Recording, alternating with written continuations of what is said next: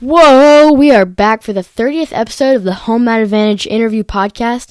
I am Sam Herring, joined today by the head coach of UNI, Doug Schwab. Doug is a high school state champion in the state of Iowa for Osage.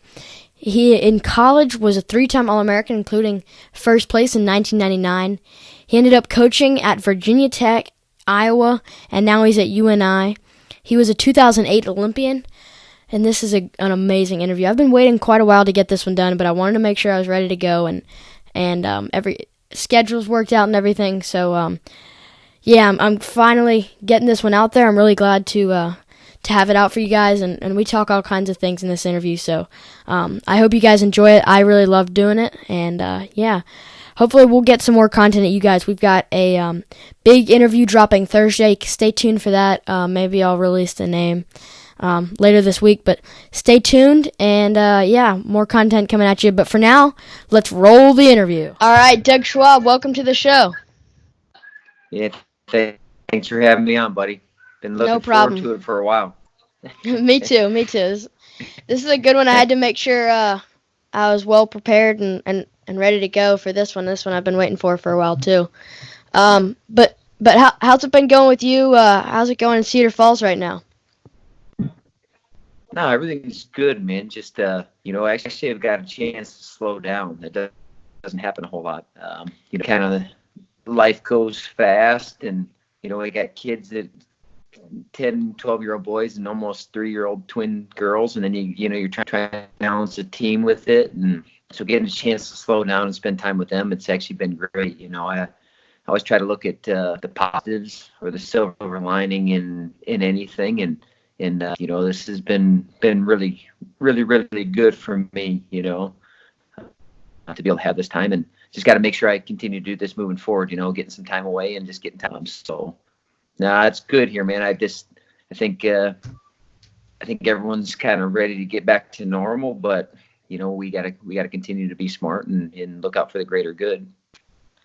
Definitely. I really like how a lot of times, like, obviously when this hit us and NCAAs were canceled and then everything just started to completely crash, everything seemed pretty bad for a while, but now that we're in it and everybody's kind of staying home, we don't have much to do, it's good opportunity to slow down and reevaluate your priorities and values and stuff like that. So I think this time does have some good in it, and at the same time I am ready for everything to go back to normal. Yeah. But let's get started on at the beginning of your career, how you got started with wrestling, where that began. Obviously, your older brother Mark was probably doing it at the time. So is that how you got in through Mark? Yeah. I got two older brothers. I got Mark and Mike. They're 10 and 12 years older than me. So I grew up watching them. I grew up in the West Gym, where I coach now. Both my brothers went to UNI. I think my mom said the first time I went to a wrestling tournament, I was probably 4 months old, 3-4 months old, so that is so cool. Wrestling. My brothers started a little bit, later, like 7th and 5th grade, and then things just took out for them. But I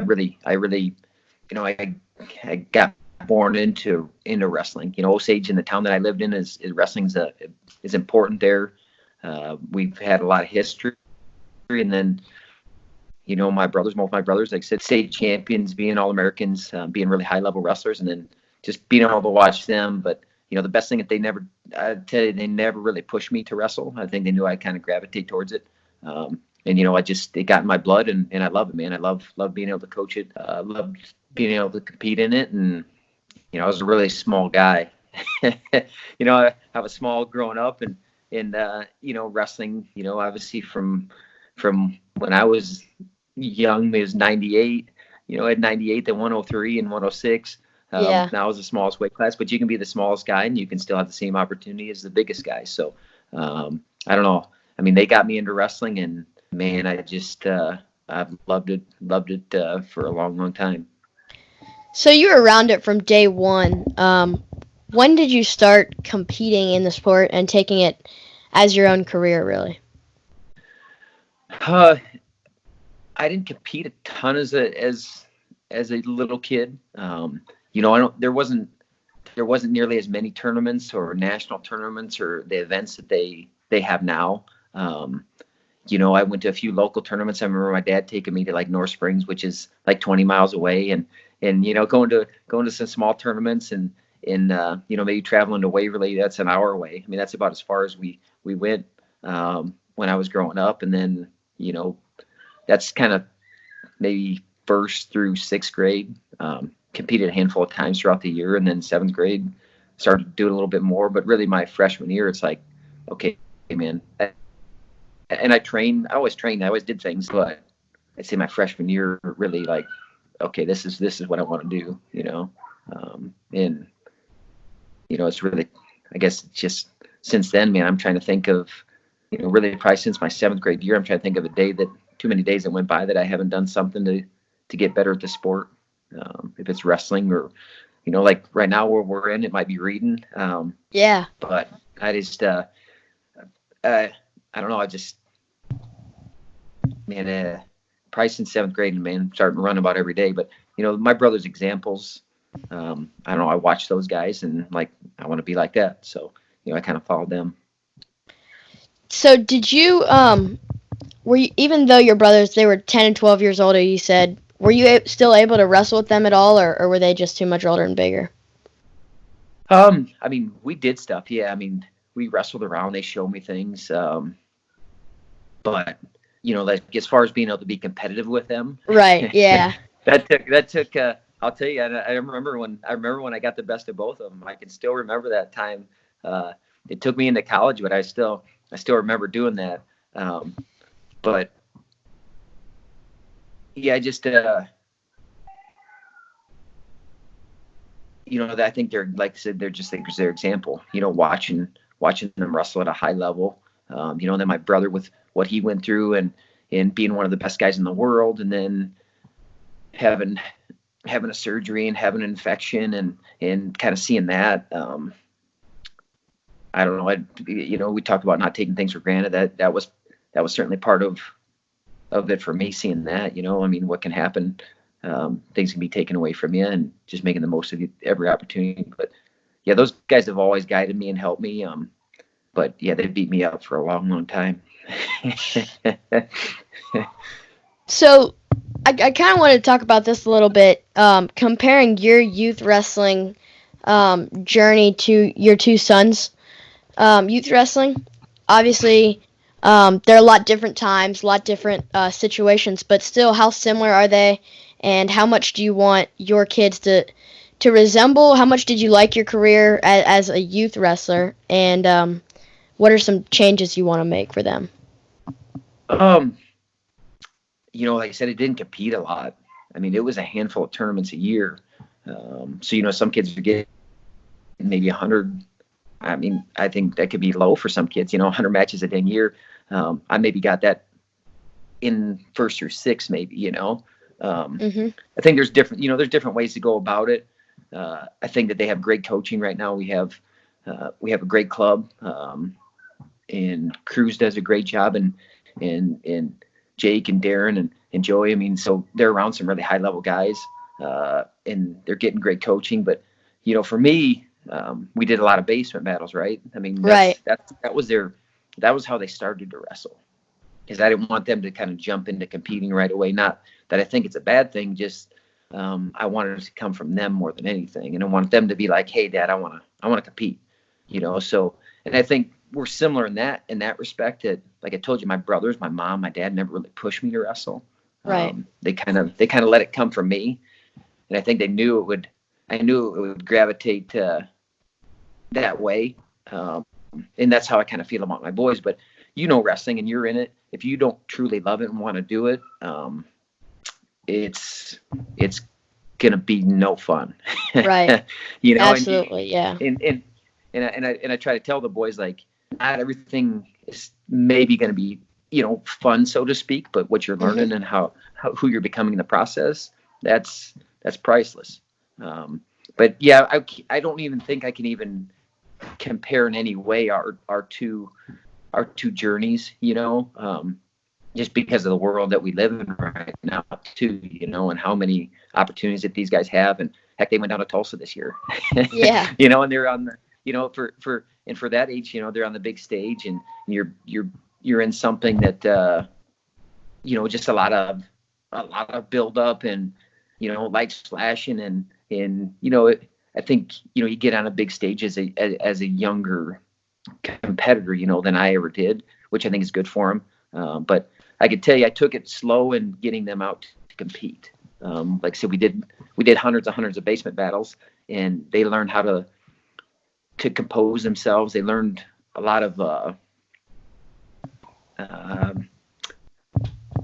just awareness and control. I think is really important. I think sometimes you see where kids, they lose a match, and sometimes my boys are like, this kid's crying in the middle of a match, and they're like, what the heck's going on with this guy? And I'm like, yeah. So you got to remember that you guys did that too, right? It was just, we did it in the basement. And then we had a conversation about it, and then we worked them through it, and we got them to understand that emotional control and that emotional intelligence is very important, and being aware of things. I was more concerned with them having those skills. They're still working on them, don't get me wrong, but I was more concerned them having those skills than knowing how to wrestle that well. I think when they really get into it like they are now, they'll learn, and they have really good people around them. So I'm not worried about, I guess, the skills and direction. I think, every resource in the world is available to guys now. Just getting online, you absolutely, can find everything. So they're way different worlds. It was funny. I caught my one boy checking his track wrestling profile, and I'm like, what are you, looking at? And he's like looking at how many stars and all that stuff. So it's a whole different world. But I'll tell you that the thing that I wanted to do is I wanted to make sure that it came from them. That was for me. And so even when they started to ask to wrestle, I held it off a little bit. And then they wrestled in one tournament. Postseason, I think. When was that? When was their first tournament? They were fourth and fifth grade. Third and fourth grade, they went to one tournament, and then fourth and fifth they wrestled. They wrestled an abbreviated schedule, so I had them go 20 practices for every competition, because I want them to understand that practice is way more important. They have to learn how to do things in the practice room, and they have to really enjoy the process. Because absolutely, if you don't look forward to that, and all you look forward to is competing, then I don't think that you're trying to be great. It's just competing, and there's a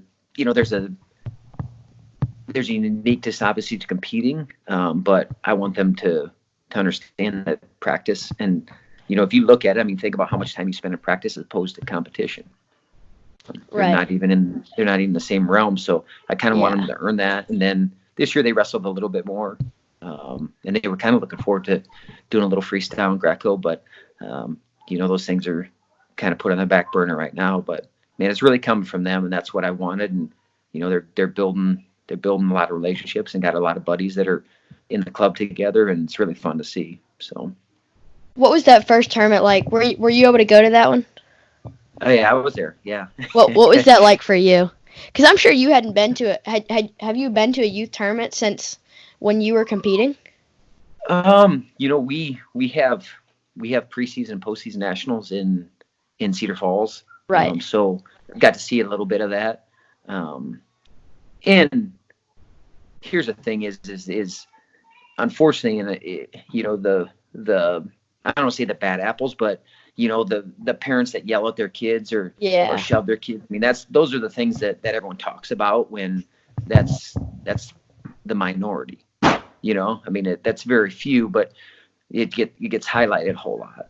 So those are the better stories, right? Yeah, those are the ones that get told better, and I think that's why it gets highlighted more. Because if you come back and tell the stories of, well, this parent took their kid off the mat and was calm with them and told them, hey, you did a good job, and we need to work on these things, but good job competing. You don't hear those stories nearly as much. Yeah. So, Unfortunately, it's kind of the media, right? We right, highlight the negative. Yeah. And then getting to be around it, been it's been good, but it was just fun to watch them compete. There were some things that they were doing, and I remember both of them, the mat returns that they put on kids, and I was like, holy cow! So I was smiling and enjoying it. And they both, the postseason's it's a tough tournament. It's probably not the ideal one for them to start their first tournament, but it's like, hey, right, you're going out to compete. This isn't about winning. This is about hey, emotional control and awareness and hustling and fighting and I want to see how they came back and both of them they lost matches and then they could go I think in a bracket where you could if you went 0-2 or 1-2, you get to go in the backside bracket and my one son didn't want to do it, Hendricks, and I was like, listen, bud, like this is important. You have to be able to respond from losses.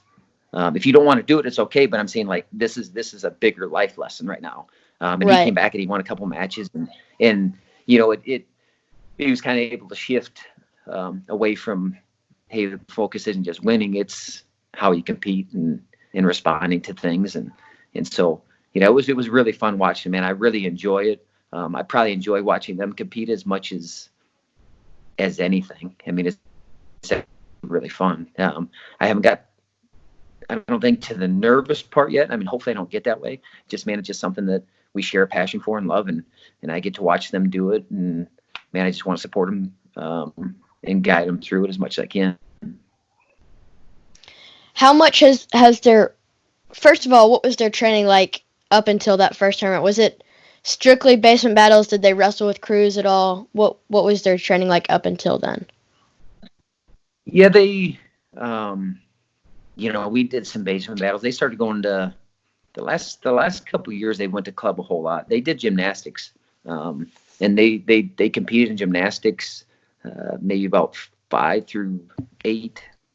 So there's about 3 years where they competed in gymnastics, and then we had the twin girls, and logistically it's about an hour away where they were going to their club, and it's just like, okay, what do you guys want to do? Do you want to continue to do this? And they're like, it's okay. I mean, they enjoyed it, but for me, I really like the gymnastics from there's a lot of reasons why I liked it. One is just body awareness and control, flexibility, strength. But to me, the battle is just you, right? There's no other person Right. involved. So when they're trying to get a skill, I remember my boys working on the giant. So you got to do a revolution all the way around the bar, and it took them Okay. forever.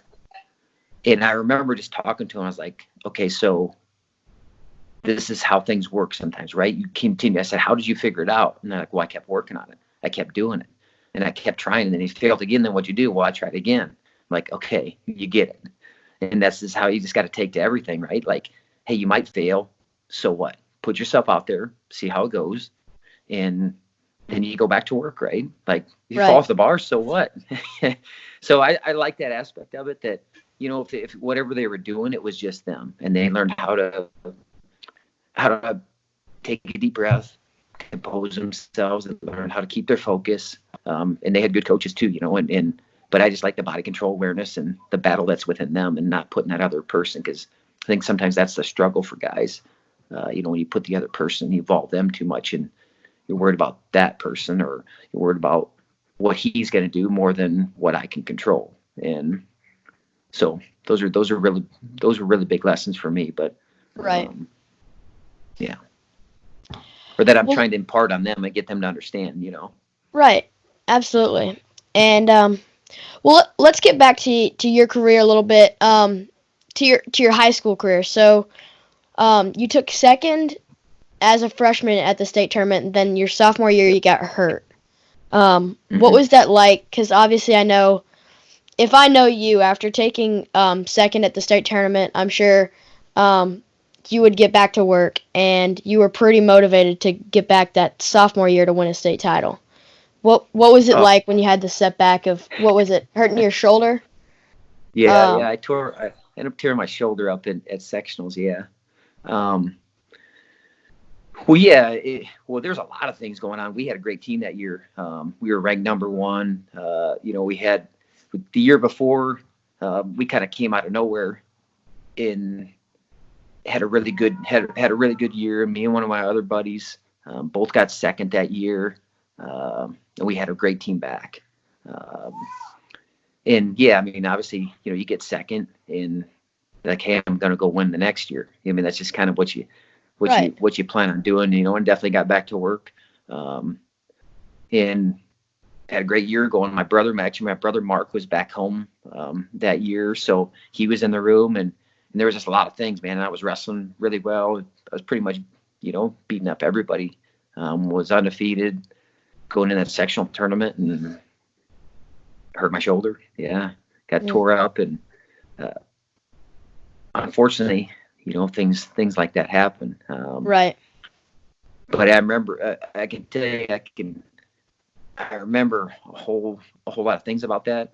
One I remember is sitting up in the stands and watching my teammates. And That's gotta be the hardest part. Yeah, it was painful because, one, knowing not so much that, hey, I missed out on this, but we would have won state. I mean, we would have won state in both the team and the duels, and I didn't get to do that as a competitor in high school, and that's something that I wanted to be able to do.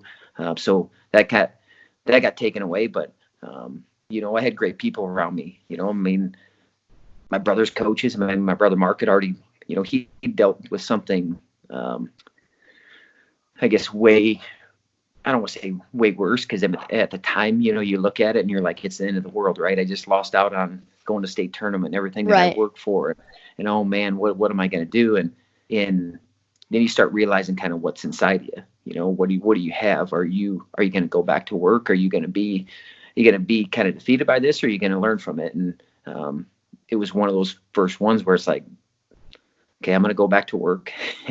As painful as it is, this sucks, and it hurts really bad, but it's going to make me better. And I don't know, that's kind of how I go about everything, even what we just went through with our athletes, right? With our guys not being able to go to the national tournament. I've told them, like, as hard and painful as this is, anything that's hard and painful in your life, when you get to the other side of it, you look back and you're like, yeah, man, that sucked. And it was painful, but I learned something from it. I learned a lot about myself, and I'm better for it. And that's how I believe in life. But man, at the time, yeah, it hurt. It sucked. I remember the ride home. I'm telling you, I remember because I rode home with my parents. I remember sitting in the back seat and just being like, a little bit of that why this happened. And then you shift. Then you try to shift quickly, like, okay, man, like, it's wrestling. It's a huge part of my life, but my life isn't over, right? And I don't know. I've tried to do that with everything that I've done, but I got tested early, and I know it made me better. So I just use that for everything now. Had Mark dealt with his injuries at this time? Had he already been through that? Yep, he'd already been through all that. Yep. Okay. That happened in '88. So having that perspective, seeing him laying, seeing him, not being able to move his knee, being really sick, losing a ton of weight, having 9 surgeries, going through all that with him, it's like, I can handle this, and he certainly helped it through. My family helped me through it. I had great people around me, and it's kind of always hey, let's get back and get ready for next year. And then unfortunately my next year, I hadn't had my shoulder fixed yet, because I didn't know it was torn. I thought it healed, and then I tore it throughout the whole next year. Dang. And I got second at state my junior year. I got reversed with about 15 seconds left, and then had a surgery the next week. So yeah, man, it was rough. High school, but man, I wouldn't have wanted any other story. When I look back at it, and getting second, getting hurt, getting second again, having surgery, and then coming back the next year, and then I beat 2 state champions in the state tournament to win. So How good did that feel when you finally got that title? It was awesome. It was like, man, something that you waited for, and you feel. I mean, it felt great. I mean, I'm not gonna lie, but it was like, and there's so many people that were involved that helped with it too. Right. I think about my brothers, my family, and my sister, and my mom, and you just grateful for all those people that have invested in you and stuck by you that whole time and still believed in you no matter what. But man, that felt really good. And finally get that, man. Iowa state tournament's no joke, especially at that time. At that time, Iowa was probably the best in the country, pretty much undoubtedly. Around the 90s, Iowa state tournament had to be just the toughest thing. And then you were in 2A, so that was a pretty big accomplishment to win a state title in that state, in that section, everything like that. But when did 2A is the best, just so you know. When did do they do a duel between the what do you call it, divisions? Do they ever do a duel between those? They have a Battle of Waterloo, which a lot of the teams come to, but there's nothing where everyone in the state comes to. But it would be cool if they did. They've talked about doing some things like that, but Iowa, the state is awesome. Just that wrestling is important in this state. I mean, when you get around it, and I mean, it's just part of the fabric of who we are, and people love wrestling, and they respect wrestling. So, I'm grateful that I got to grow up in this state. So when did the recruiting process begin for Iowa? Was that your junior year, sophomore year, senior? When did that begin? No, senior year. Everything's way different. And it wasn't until spring of my senior year. And here's the funny thing is, the first time I ever talked to Gable, well, this isn't the first. I talked to him when he recruited my brother Mark, and was in our kitchen, and so I met him then, and then saw him and been around a little bit. But I can remember it was actually the semis, because I beat the kid that beat me in the finals, and I beat him pretty good, like 8-2. And right. You could weigh in the night before. That's the older girls. You could weigh in the night before if you got your weight down. So I was down running around, and I was going to check my weight, and I saw Gable come over, and he said a couple things, and you're like, oh man, Gable's taking notice. That's pretty cool.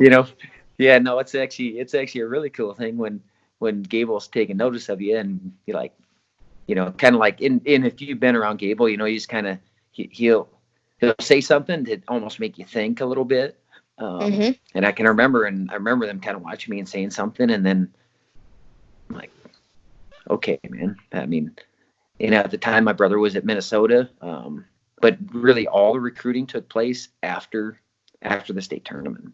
It's a totally different world. So you're a senior in the spring, and right. That's when the recruiting process started. And obviously I hadn't won a state title. I hadn't done any national events, because I'd been hurt my sophomore and junior year. I played baseball, so I didn't compete at all in the spring or summer.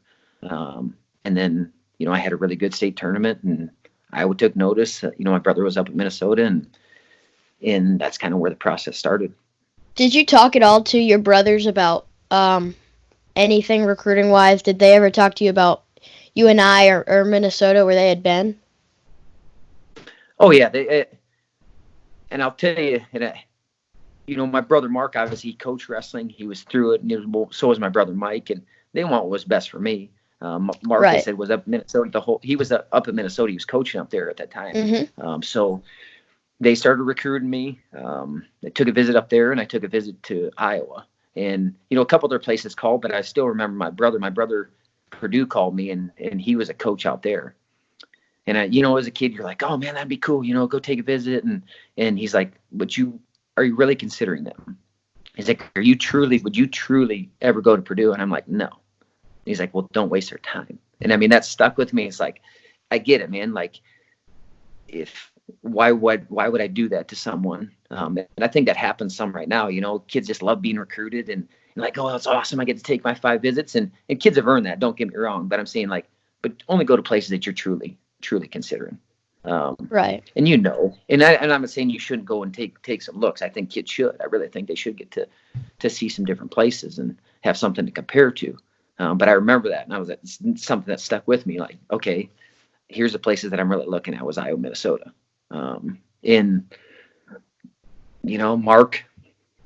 Mark could have made it really hard on me, just because it's my brother. We had a great relationship, and he could have really put a lot of pressure on me. But at the time, he's just like, I go to Iowa. That's right. The best place for you. And Gable was there, and the guys that were around me. But Gable, man, I wanted to wrestle for him, man. I really did. Who wouldn't, really? Yeah. And I got that opportunity. My redshirt year was his last year, but man, I believed in the place, and that's where I wanted to go. And Minnesota, I definitely took a look there. I liked them, but man, I knew where I wanted to go, and that's where I went. And it didn't matter about money. It didn't matter about any of that stuff, man. I wanted to be around the people that I felt were going to help me the most, and I believed in. And that's why I went. Yeah. So I'm really curious, what was the position of the recruiting rules at that time? Were there rules in place? As like far there as, is now? Like who you can talk to and when and stuff like that? Yeah. There was still the rules. I'll tell you, it used to be you could only have one call a week. And that was even still in the last, handful of years. There used to be, one call a week and visits and all that stuff. It's definitely opened up a lot more, and obviously it's gotten a lot sooner. Right. We can start to talk to prospective juniors, in June. So, the process has definitely speeded up, but I don't know. I don't know if I know you could take 5 visits. I mean, that stuff hasn't changed. Yeah. I don't even know if I really paid attention to any of that stuff. As a coach, you pay attention to it a lot more, but as an athlete, I don't know. You don't. Figure out where you want to go. Yeah. Yeah. I took 2 visits and, spent 48 hours at those places, and that's about all I remember. Yeah. Well, the reason I asked that was I was curious how much you could talk to your brother about it and at what time. Like if he was, because I feel like if there were the same rules, could your brother even talk to you when you were younger? And what were the rules on that? Could he just not talk to you about coming to Purdue, or what are the? That's got to be really weird. Saying, like, cause yeah, it's. I think for some things, it's a brother. Like if we're, you can't dictate what we talk about.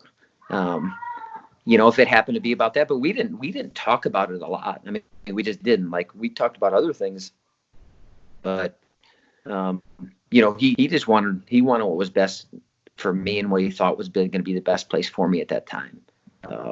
I'm so appreciative that he didn't put pressure on me, because that would have been really hard. I'm telling you, it'd been really hard if he would have started to put the heat on me and like, this is where you should come, this is what you should do, and he could probably, he probably could have maybe swayed me, and I don't know what that would have, what direction that would have taken me, but it worked out like it was supposed to. But I would think that having brothers, that some of that stuff they just gotta be able to look past a pre-existing relationship like that. But yeah, it's the recruiting worlds are as far away as they possibly could be from what I went through.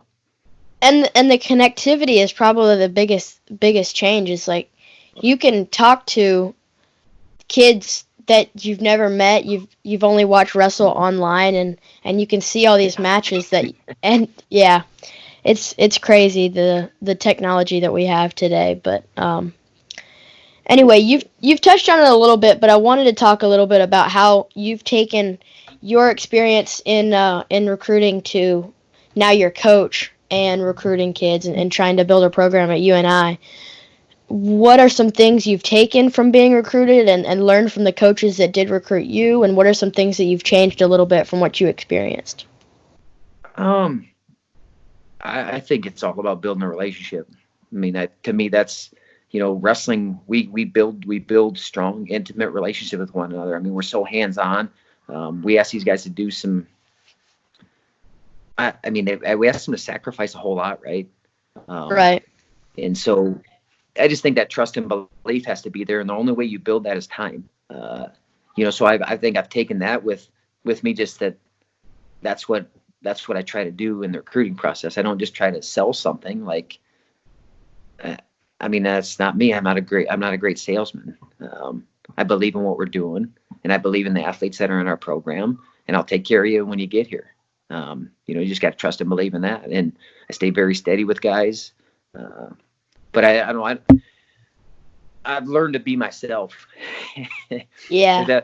If that makes sense. Like, we It are who does. we are, man. It does. We're you and I.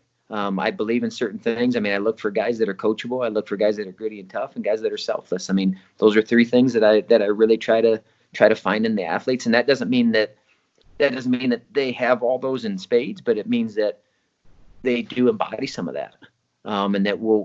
And there's other pieces to it, but man, those are things to me that are the backbone of our program and what we try to build off of. And to me, how you become great is through those things. But man, just building a relationship with guys and taking time. But like I said, the connectivity and being able to see guys wrestle. I mean, how many matches I can pull up matches on anybody. So I know guys that are good wrestlers.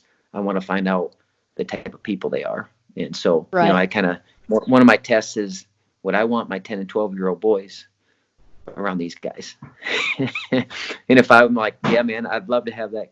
I'd love to have my boys around those guys. Then those are guys that I start to, okay, man, I'd like to have this guy part of our program. But you just got to find the right group, man, that believe in what we're doing. And I know we have that group right now. Absolutely. And a little bit of that salesman type stuff is eventually it's not going to work out. If you're trying to sell something and you're not really being genuine about what you have and who you are, it's eventually you're going to attract someone who's not really what they seem, and they're not going to see in you what you want them to see in you. And so I think it is a big deal to really be genuine in that process, because it's where people are going to spend a big portion of their life, and where they're going to learn a lot of the things. So that is a really important and crucial time for them. Yeah, you think 18 to 23. Yeah. That's a. I mean, and at that point, that's it's 20%. It's roughly going to be 20% of your life. That you spend in that place. So that's a big chunk of time at that time. So Absolutely. We don't take that lightly at all. But like you said, man, just be who we are, man, and believe in who we are, and we believe in what we're doing. So I mean, hopefully that shines through. And a lot of times people finish their college career, wrestle at the RTC, end up coaching there. And so the time of their career spent in that place all has to do with the recruiting that took place for a couple months. So it is really, really a big decision and a big deal. But I want to move forward a little bit into your college career. I've heard you talk about this a lot, but I just want to touch on it a little bit on this podcast. Your first practice at Iowa. Obviously, you said that kids today have the luxury a little bit more of understanding a college room, what it's like, what college coaches are like, stuff like that. But you had never been in a college room, never been in a college practice, let alone Iowa, which is a much different environment than most college rooms, I'm sure, with Gable around. So what was that first practice like? Trial by fire, right? I said, I've told this story because hopefully it shows a little bit about, about making a decision too. and that things are going to be hard. But I mean, Ironside called me up, man, and we had a phone in me and Gabe McMahon were roommates, and you know, phone rings in our dorm room and answer it, and like, Ironside, we'll want to wrestle today, and I'm like, for sure, man. Like, I'm ready to scrap, and I'm like, I'll be okay. I'll be able to stay in there, and man, and I've said it time and time again, but man, he beat my tail up and down. He pinned me. Who knows, 50, 60. I mean, he pinned me and scored on me, and then it's a little bit of the trial by fire. That's kind of what it was, man. You take a young guy, you bring him in, you whoop the hell out of him, and then you help bring him along. And that's what he did. He beat the hell out of me that day, but then he's like, hey, he kept fighting. He talked about some things that I did well. And just remember making the choice, like, this is, I better dig in, man. Better keep bringing my work boots every day. And that's what I did. You kind of seen the process, and he talked about the process too a little bit. Hey, man, a couple years ago, I was getting my tail kicked by, this guy. And, now I'm kicking the tails of these guys. That's kind of what the older guys do, right? Young guy comes in, this guy probably thinks he's a hot shot a little bit. And the older guys want to be like, we'll put you in your place right here. We'll humble you up a little bit, and then we'll see what you have, right? Like, are you going to come back to work? Are you going to stay fighting the whole time? Are you going to put your head down after I beat you up for a little bit? So there's I think you're testing the young guys, but that's part of the process too, man. You got to have some staying power. But yeah, I got my tail kicked. It wasn't the last time I got my tail kicked by Ironside either. But I just remember, man, making a choice, and this is what I want to do, man. I've already committed. So if I get my ass kicked every day, I know those are going to switch at some point in time. That's going to switch. I just got to keep coming to work, keep believing. And now I think the rest, that's kind of, to me, that's what a Division I college wrestling room, that's what it is. When did that switch happen for you? Was it pretty soon into it? And you did take a redshirt year, didn't you? Yep. No, I redshirted. I needed it. I was, we kind of talk about it a little bit. I mean, I lost a couple summers because I had shoulder stuff. So I didn't even get to train those summers. But man, I remember Gable asking one time, he's like, do you go home? And I thought that was a compliment. He's like, you're here all the time. I'm like, well, yeah, I mean, where else would I want to be? I mean, there's guys around, there's work to be done. But I had an incredible group of guys that I got to put my hands on though, or I guess more like they got to put their hands on me and beat the living tar out of me. But, just that what I came into the room with, you talk about Ironside, McGinnis, Mena, Whitmer, both Brands brothers, McElravy, Juergens to just come in, with me. And I know I'm missing some other guys, but I mean, there's 8-10 high level guys right there. So yeah, it didn't turn around for a long time because I was wrestling those guys a whole lot. Right. But I can remember, you start maybe getting a score here, you start getting a score there, you start, hey, I'm getting in this position. But I mean, my thing was I wanted to get in positions as many times as I could. I mean, I remember McGinnis was great at cutting the corner, and I just kept shooting a high crotch. And, like, to me, it's like, well, that's how I'm going to figure it out, right? And then he kept beating me there. But, that's as a process, as it happened, then I started figuring things out, and I kept working on it. But I just think, you just got a consistency over time, man, and you got to trust. And I trusted and believed in what they were telling me and what we were doing, and that my time was going to come. I just didn't know when, but I was going to be ready for it. Right. So after that redshirt freshman year, a memorable mark in your career was your match with Guerrero. And you had wrestled him before in an open tournament, I believe, if I'm not mistaken. But this one was in Carver. Juergens had just gotten majored by, was it Moore? Teague Moore? Yep, Teague Moore, yep. And I gotta tell you, I haven't seen this match until very recently. Ryan Warner from Wrestling Changed My Life told me I had to watch it. So I watched it a couple weeks ago, and that match was so awesome. Carver was pretty much silenced from Teague Moore losing to, or majoring Juergens. And then the start of the match was all Guerrero. And eventually, you started rolling. So walk me through that match, and just want to hear what's going through your mind, because I'm sure you hadn't been in Carver, or at least competed in Carver very many times at that time. Not a ton, you know. I think it was actually a Valentine's Day, if I remember right, Valentine's night, and good crowd, and you know, Oklahoma State's in town. They're biggest rivals at that time. Right. And I remember calling my brother Mike, like the day before, and said I'm beating this guy. And I don't, you know, I don't try to be cocky or anything. I was just like, man, I'm gonna beat this guy. And he's like, you've only said this, and it ends up being there's only been 2 times that I've told him this, and I won both matches, so that's good. I should have told him that a lot more, I guess. But yeah, I mean, I was getting beat up. I think it was down 6-0 and giving up a ton of riding time. I know I got a reversal late in that second period, which was kind of huge, and you kind of turn the tide, and you can just you can see a guy's body language though, right? And you can feel things, and you could see that, you know, it was getting to him a little bit. And the crowd certainly helps that, man. You know, that environment in Carver can get to guys. You know, I think of a match this year. I think of Mark Hall. And I'm not taking anything away from Kemmer. Kemmer is an incredible wrestler. But I'm saying you could see a visible drop. And that's when you kind of get out in the environment, you get caught into it, and that's great. That's a great job by the fans, right? Right. But I remember the tide turning though.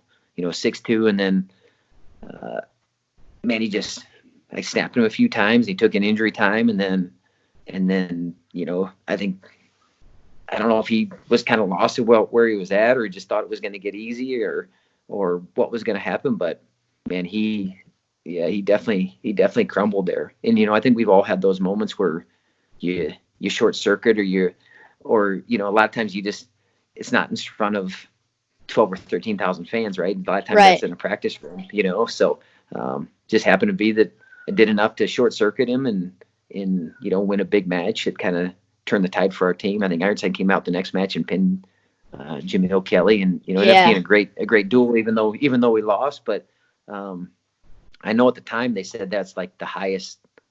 The guy that worked at Carver told me that was at that point in time, it was like the highest recorded decibel level they'd had there. That is because so it got cool. really loud, man. I'll never forget that feeling, man. Because I was almost when I was walking off the mat, it was almost like I was floating off the mat, because I mean, just how loud it was, and the energy, and how excited people were, and probably me too, man. I was pretty fired up too, because you know, like I said, we'd wrestled before, and he beat me, and there was some words, and you know, so it was good. It was good to win that match, and you know, beat a guy that ended up being a 3-time national champion. So so that year, you ended up moving on.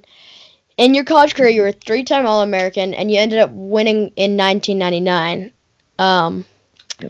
Now, after that, in 1999, how much were you helping Terry and Tom train for the Olympics? Because I know I've heard Coach Jody Stripmatter, talk a lot about him being there with Terry for the 2000 Olympics. How much were you there involved? Because I know you were there coaching still and training. Yeah, I mean, I was around some. Stripmatter worked out with Terry a lot more. You know, I still was going to club practices, and we had other guys that were trying to make the team. You know, Ironside was a guy that was trying to make that team at the same weight, and we had some other guys around. So I was around those practices. I was in. I mean, if there was wrestling practice, I was probably there. That's where I wanted to be. But Jody spent a lot of time with Terry and did a lot of work with him. Me not as much, but man, I watched those guys train, and you know, you're kind of soak everything in. And you know, these guys are getting ready for the Olympic Games. So, you know, when I got to Iowa, Tom had just won. You know, so when I first came to Iowa, '96, they'd just happened. You know, so this was the first time I've seen guys get ready for Olympics. Right. So you're just trying to take it all in, and you know, you want to watch. You want to be around a guy going to be an Olympic champion. I mean, McElroy, I remember McElroy was in the room at that time too. And actually I worked with him quite a bit. I remember him bringing me up to his hometown, and we trained up there and did some work. And that guy's he's probably the best guy I've ever had to put my hands on, or got to put my hands on. One of them, without a doubt. McElroy was so fun to wrestle. Not because you scored a whole lot, right? But just the feel that he gave, and how much, I mean, the motor that he had and how smooth he was. I mean, he was incredible. But yeah, I mean, I just remember kind of taking it in because, hey, I wanted to do what they were doing. If it's an 04 or 08. So I was just trying to pay attention to be around all of it. So similar to when what did you take from your experience being recruited and everything, to now you're being the recruiter and coaching? What did you take from learning from Gable, from the Brands brothers, and when you actually coached there at Iowa and then under Brands at Virginia Tech? How much of that did you take from, because obviously they have a very, very, defined style. It's very simple and classic. It's just the American way. You just work hard and work harder than everybody, and you'll win. How much of that did you take from them, and how much of it did you leave and kind of adapt to your own style?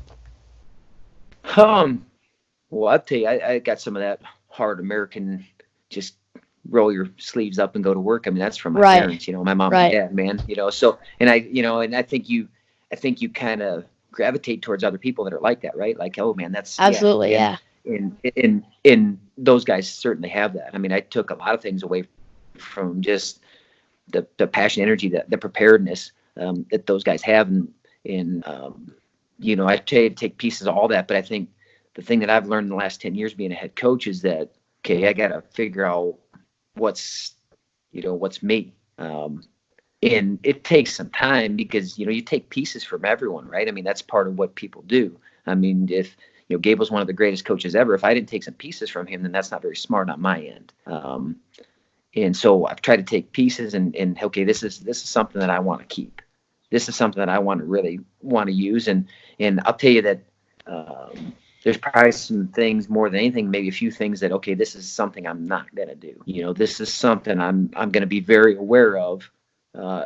And that's not going to be what our program's going to stand for, or how we're going to treat people when they leave, or those type of things. So, I've definitely used it. I'm still a work in progress, man, like we all are. I've learned a lot, but I take pieces from people that I've been around, I mean, my mom, my brothers, my family.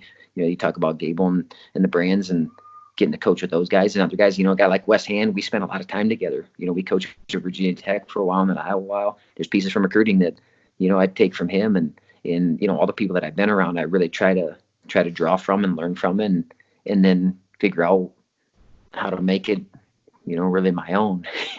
Right. Yeah. So in 2008, we're kind of jumping around here because we're talking about you and I.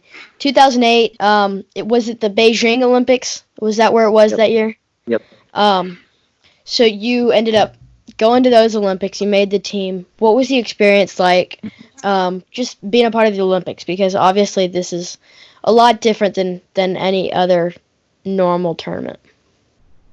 Oh yeah. Well, just I was in the World Championships the year before, and then you make an Olympic team, but just I think how much people connect with it. I mean, how much it resonates throughout the whole country. It's just a whole different level. Obviously being once every 4 years, but I mean, it gears up and everyone talks about it. I mean, I remember making the team, and I mean, it's something that you dream of, obviously, for a long, long time and work for. And then, started, my brother, man, I truly 100% believe that he would have been an Olympian. And I believe he would have won medals. I mean, he was that good. I remember thinking, man, this is a little piece for him. This is a little piece for my family. This is a little piece of, for everyone that's kind of poured into me. But man, there was an incredible amount of pride just being able to put on that USA. I mean, I'll never forget. There's a few few pieces of it that I'll never forget. Being able to walk out of the tunnel in the opening ceremonies with Team USA. I mean, it's an incredible feeling. I think any athlete that gets to do it, hopefully they would say the same thing. And it makes everything so real, right? Right.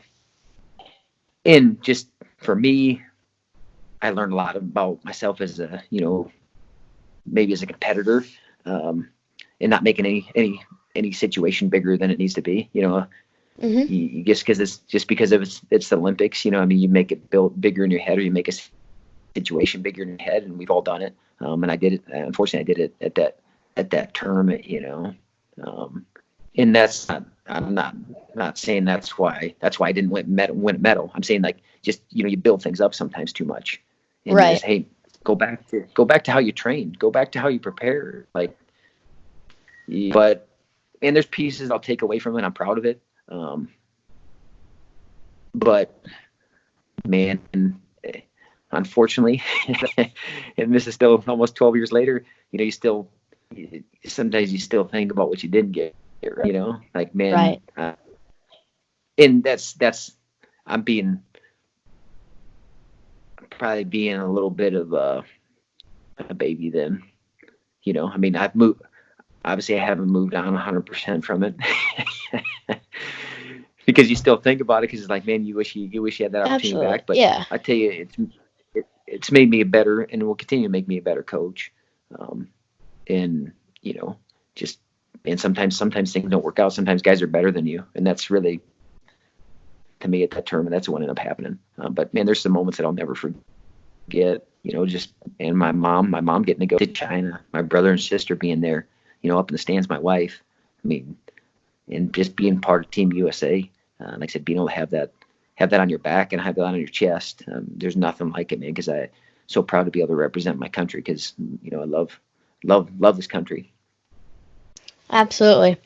And the next thing I kind of wanted to hit was talking about, obviously, you missed the goal of medaling at the Olympics and winning the gold medal, but you kind of touched on it that has made you a better coach. And Mark, now he's been through those adversities of injuries and infections and stuff, and now he is a big name in the motivational speaking kind of area. And just talk about how much those adversities and setbacks and not reaching the goals have helped you become a better coach and help Mark reach where he is now. Because obviously sometimes, you can talk about the process is where you're made, but sometimes it comes time where you've got goals that you want to reach and it comes short, and you can't just be like, well, I enjoyed the process. You kind of got to take that sometimes, and so just talk a little bit about that. Well, it helps me relate to guys better. Your imperfections or your losses or failures, so to speak, they help you relate to people, right? No one wants a guy that's like, oh man, I did everything right. No, you didn't. And that's what I try to remind sometimes some of my guys, some of my coaches, that, because I coach some of these guys, it's like, okay, you didn't do everything right either. Be relatable to these guys. Let them understand that, hey man, you know what, I made mistakes too, but I learned from these things, right? Right. I didn't continue to do those same things, and hey, and it's okay. That's part of this process. But I think I've learned more than anything that no matter what happens to me, I'm gonna dust myself off and get back to work, right? I trust in myself and believe in that. No matter how long it takes, I'll keep swinging, and I'll keep coming. And you know what? If the success didn't come in this area, then it's going to come in this other area, because I'm not because man, you're kind of talking about, there's some timelines on some things, right? There's a now they moved the Olympics back, I think, to July 24th to August 8th. 23rd, there's going to be I think it is, yeah. So there'll be timelines next year for those guys to reach that ultimate goal. But their life, so they gotta, but man, everything that's happened, it's helped me learn. It's grounded me in a lot of ways. It's humbled me in a lot of ways, but it's also made me realize that no matter what happens to me, man, I just put my hands out and believe and trust in what I'm doing, man. I have faith.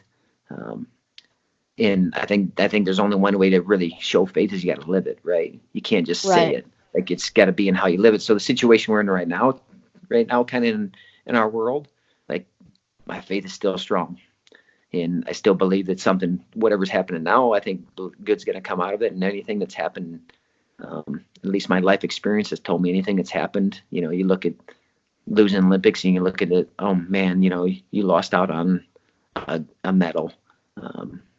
Well, it made me understand some things, man, that there's no guarantees, right? Right.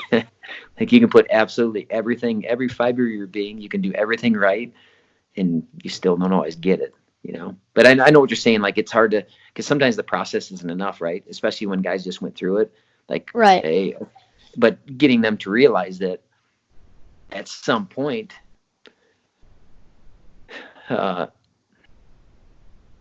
this will be something that you can draw on and make you better. And Absolutely. I don't know when it's going to be. I know it's not probably going to be today. Yeah. But I don't know. I know I've used those things and I'll continue to use them. But I think just to be relatable to your guys that, hey, I've made mistakes too. I've had losses. I think sometimes guys are like, well, you won this and you won that. So, like, no one gets everything that they want. Not a single athlete I've been around. So there has to be something else that fulfills you. It can't just be about the wins and losses. And it's what I really try to go back on, something else by doing the job well, how I treat people. Man, hopefully that I inspire some people around me and make them better too. That's lasting stuff. But Definitely. So a little bit of what's been going on recently. I think it was a couple weeks ago that the NCAA tournaments in the winter sports was canceled because of the coronavirus, and then shortly after, Olympic trials were postponed, and then Olympics postponed. So everything's kind of just completely shut down right now. I know you talked a little bit about it with Mark Bader on Flow Wrestling a couple weeks ago, but just walk me through that day when we'll start when NCAA said no fans at NCAAs. What was your immediate reaction, and what did you think? Obviously, you couldn't have been too deterred from that. Just let us wrestle. Yeah. That's the first thing. It's like, hey man, I understand or there'll be limited fans. Right. Yeah, the experience isn't the same, but man, they still get to compete. These guys, I've seen what they've done and the time and effort that they've put in, and you can't take any opportunity for granted. So it's just like, okay, we're okay with that. Like, we can handle that. Just let's be able to wrestle. That was the first thing. Like, as long as we can wrestle, man, we don't care. How many gyms have you wrestled in? And I know I've wrestled in. There's your mom, Right. your dad, and someone else, and then there's 50 other people in the stands. So what? You don't care. You just want to go out and scrap. Right. Did you talk to your team at all after they said no fans? Yeah, we talk. You keep them up to date on things, and I talk with the team, before practice almost every day. Just something. And it's not always about wrestling. Most time it's about life. But hey, you know what? Parents maybe only your parents are going to be at the bail. And I said the same thing. It doesn't matter, guys. Like, if there's only 2 people in the crowd, man, like, you're going out there for something that's inside you and for the program and these guys around you. So if there's not 20,000 people or 40,000 or whatever, that doesn't matter. Boy, it doesn't change one thing about what we want to do. So the next day, I think it was the next day, I believe, when they went ahead and said that, well, it started with the NBA season being canceled, and then the NCAA was like, well, we're going to look into this a little bit more, and then eventually they ended up canceling it. Where were you when you heard that, and then how quickly did you get to your team from there? Well, you'd heard some things throughout the day before Right. the NCAA, before the official NCAA thing came out. So, I'd heard some things earlier in the day. So, you start getting prepared.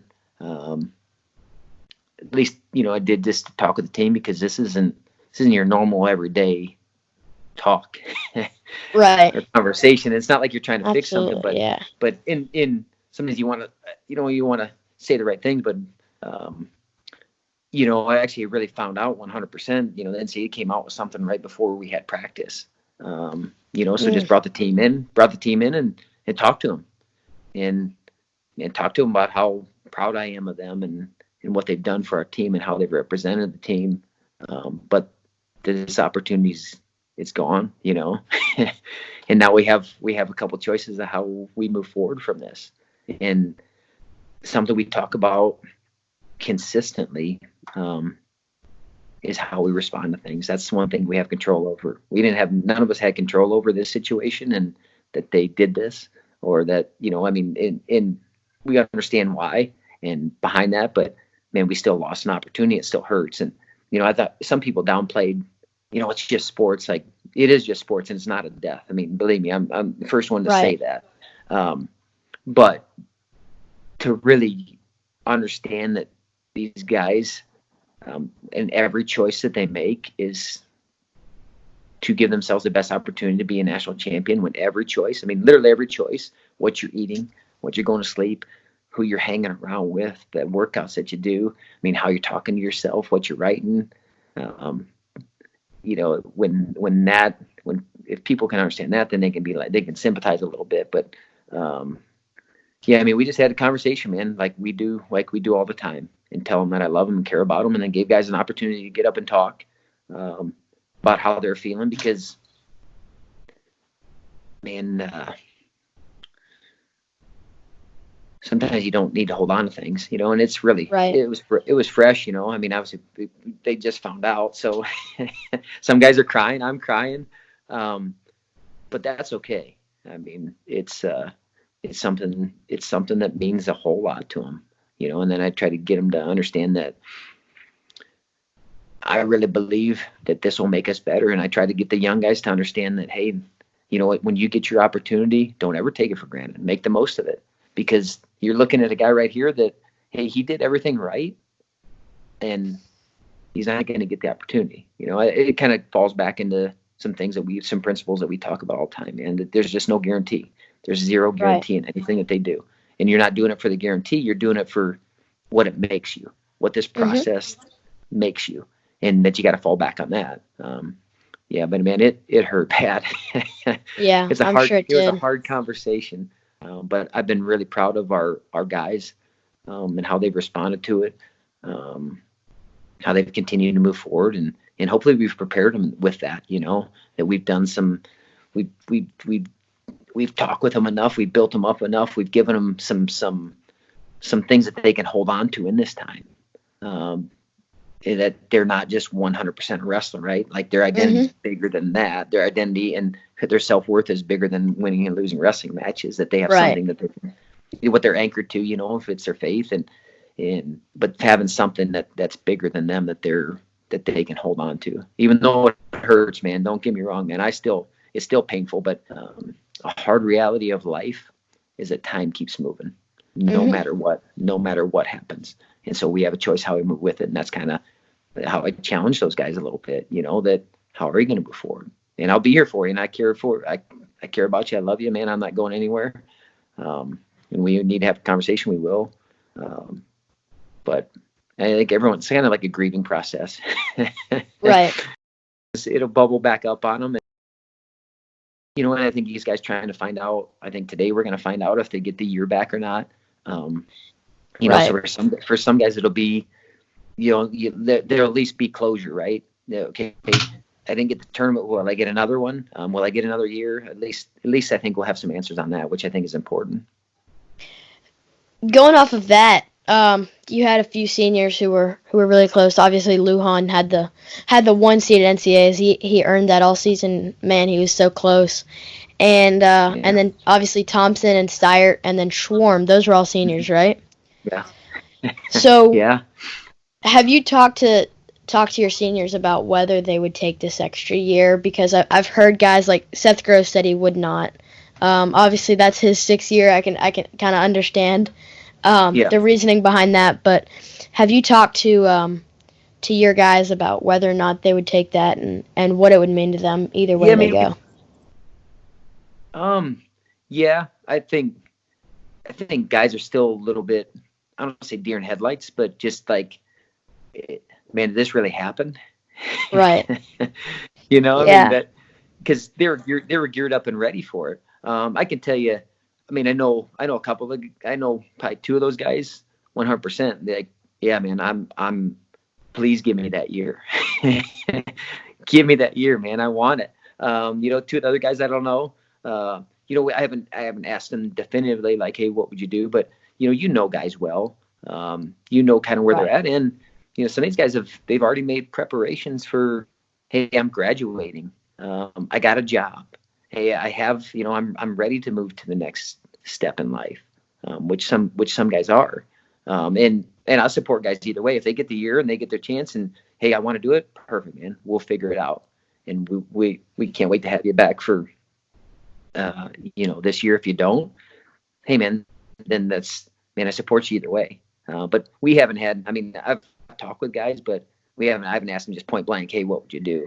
Right. I got a pretty good sense from conversations that we've had that, I know one of the guys, that you mentioned, man, he's just like, just give me the dang opportunity, man. That's all I want. Just give me that chance. and and man, that's all we want for those guys too. But whatever happens, they'll deal with it. They'll deal with it accordingly, and they'll move forward and move forward together. But, some of those guys that, a guy like Luhan, he wants to compete still. So if it's in UNI next year, or if it's in a Panther Wrestling Club singlet, either one, man, we're excited to have him in our room. Absolutely. So, at the time, we're going back a little bit. At the time that Thursday, had school at UNI gone to online, or had they kind of postponed classes? No, they hadn't yet. They hadn't. Okay. They had classes on Friday, and then we Wow. had our spring break, was the next week. So then, now they put everything online. Our guys haven't been back in the classroom, and it won't be the rest of this semester. But we had class Thursday, Friday, and then we actually met on Friday. Had another conversation, just talked with the guys again. Actually, our came, which is pretty cool, to have that kind of support, that hey, man, we feel for you guys, we care about you, and we're hurting with you, so it was Right. it was good, man. And we'll continue to have conversations, man. You have these hard conversations, and it's going to hurt for a long time, and it might hurt. It's going to hurt. It's going to hurt losing that opportunity for a long time. But how they use it, and that's what I'm more concerned with, and that's how I'm going to try to help them, how they use it. What you said, it was right before practice. Did you guys go? Did you guys still do that practice? And what was that like? What was the emotion in the room like, if you did? I gave them the choice.